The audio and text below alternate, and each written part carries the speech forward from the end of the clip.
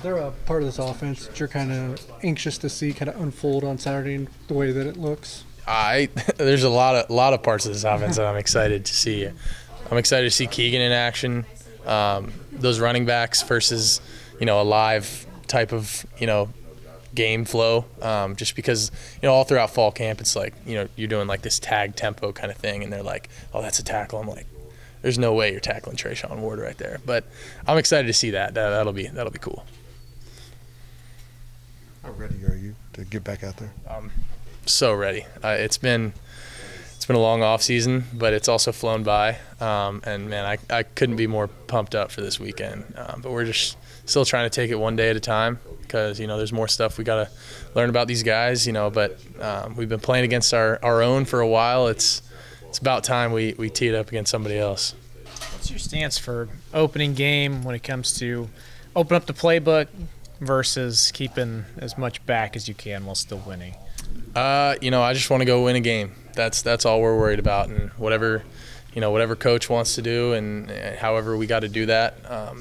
If we get up big, then maybe that's when we pull it back. But we're worried about scoring 50 every single game, and however we got to do that, we're going to do it.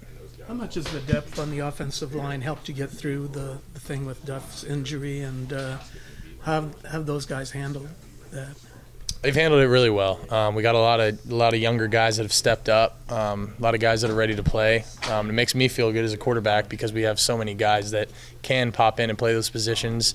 In terms of tackles, Cooper can play if he needs to, because he's a dog. He can pretty much play whatever. And then, Carver's done some good things. KT, obviously, on the left. John Pastore.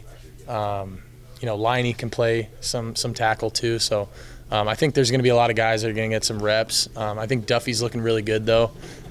His upper body is like ripped now. That dude's been, since he's been hurt, he's been working really hard in the weight room with True, and True's been, hasn't been taking it easy on him. So he looks like a freaking dude, man. It's cool to see. The fact that Carver has shown that he's ready at right tackle, does that help as far as being able to keep the other guys kind of in the same spots where they were last year? Yeah, obviously Cooper is probably more comfortable as a guard, but he's a team guy. He's going to play wherever we need him to play.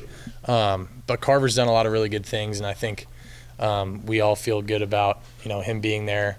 And whatever happens. I think, Cooper might play some tackle this weekend. I think we're going to move some guys around, see what happens. But, it'll be nice to see it in like a real live game scenario. Well, what have you seen from tight ends not named Ben Sinnott that are on the roster? I think we have a really, really deep tight end room. I think between Will Swanson and Garrett Oakley both had really, really good camps. I think Oakley kind of was even more of a surprise to a lot of people. He did some really good things throughout the spring, but to see him sustain that through a whole camp and all summer, he's really stepped into a really good role. I'm excited to see what he's able to do. And Will Swanson obviously is a really stout blocking back, but he's leaned out a lot and is running routes as good as I've ever seen him run routes. And then we have Christian Moore, who's a true fullback. He's got a cowboy collar on, and I'm like, man, that's freaking sweet, man. Seeing a dude in a cowboy collar out there with we're running power, and he can go out and catch a couple balls. I think there was one thing they posted during fall camp of him like going up over a DB and catching a ball, which was pretty cool to see in a cowboy collar. But no, we got between those four guys, we're going to be pretty special. Speaking of fullback, Ben was listed at fullback on the depth chart. Has he caught any grief about that? The O-line loves to give him a hard time about that, call him a blocking back, and I'd be lying if I said I've never gotten in on that joke either. But he's a true like Swiss Army knife. I mean, he can play out of the backfield, and that's the good thing about him is that he can go block, kick out a D end, or he can go release and run a vertical, and that makes it really easy on us because you never know where we're going to put him, where we're going to motion him to, and he's so mobile and he can do so many different things that it really allows us to do a lot with him in 12 personnel and even in 11 too.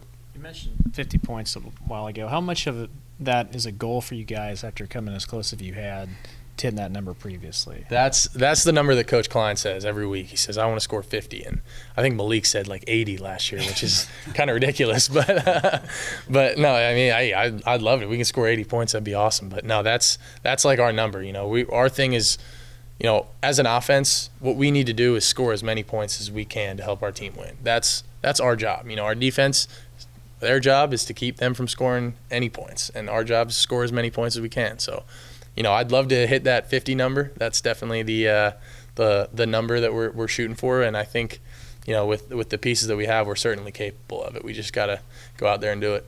Is there a way that SEMO can kind of stress you guys the most on offense?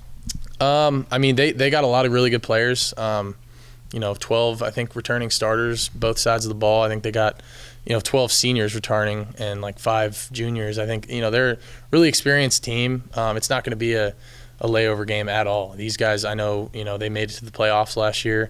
They're going to be coming in hungry, and you know, this is going to be a good game. It's a good matchup, and you know, it's a really good first game for us because they're a good team, and I think they do a lot of really good things on defense. They mix up their fronts a little bit to try to mix with our IDs and stuff. So we just got to be ready for whatever, because they can do a lot of different things, and they do a lot of different personnels defensively. So you know, we'll kind of have to see what they do on the first couple drives, and you know who their personnel is. I know they have some guys moving around. They got a really good safety, number 7. He's All-American. So they got some good players. We just gotta do what we do and go out there and you know, we're studying them as best as we can. And you know, the first game of the year is always interesting because you never really know what they're gonna do, and so we're probably gonna feel them out for those first 2 drives, but still be attacking because we know what we expect them to do, and go from there. Is there any point well ahead of the schedule during the spring, you look at the totality of the schedule and see 11 postseason teams from last year? I mean, yeah, I've seen a lot of people saying that we have one of the toughest, you know, schedules, and I think that's great. I think, you know, we don't focus on that as much, you know, because all I'm worried about right now is SEMO, because we play them this week, and that's how we're kind of trying to look at this season. You know, we're not looking ahead. We're not worried about anybody else right now but SEMO.